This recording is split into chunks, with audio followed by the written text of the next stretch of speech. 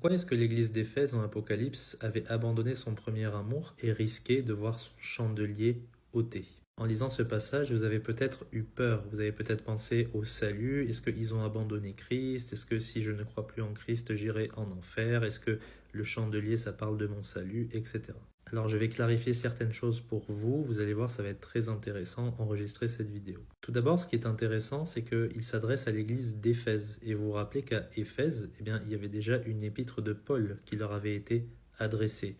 Et l'apôtre Paul, quand il leur parle, il n'a pas de reproche à leur faire. Au contraire, le thème de l'épître, c'est l'unité dans l'amour, l'unité du corps de Christ. Et cette épître fait partie des épîtres où on aborde le plus le thème de l'amour, avec un Jean.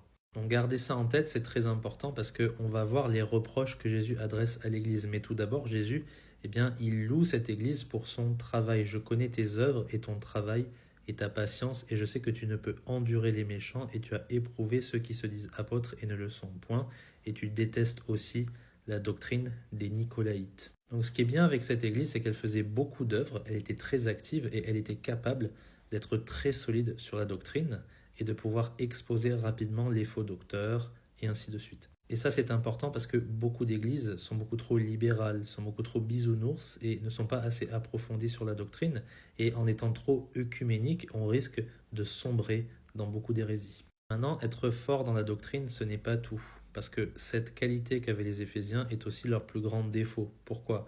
Eh bien, la raison très certaine pour laquelle ils ont abandonné leur amour, c'est parce qu'ils étaient devenus tellement spécialistes de l'exposition d'hérétiques, eh bien qu'ils devenaient trop suspicieux. Et quand on est trop suspicieux, on ne s'occupe plus de grandir dans l'amour et de faire grâce à notre prochain.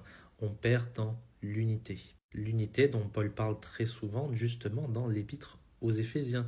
Ils étaient en train d'abandonner ce qu'ils vivaient déjà auparavant. Et je rappelle que l'amour est le thème central du Nouveau Testament. Pas d'exposer les hérétiques, pas de prêcher l'évangile, c'est beaucoup plus important de grandir dans la charité, parce que la charité va demeurer éternellement. C'est pour ça que Jésus dit que tu es déchu, repens-toi et fais les premières œuvres. Rappelle-toi d'aimer ton prochain comme toi-même. Rappelle-toi qu'on nous reconnaîtra, nous les chrétiens, si nous avons de l'amour les uns pour les autres. Sinon, qu'est-ce qui va se passer? Eh bien, Jésus va revenir, et maintenant Jésus, il est tout puissant, assis à la droite du Père, et il va ôter le chandelier. Qu'est-ce que ça veut dire? Le chandelier, ça représente l'Église. Si l'Église ne se repent pas, Jésus est capable de mettre fin à cette Église.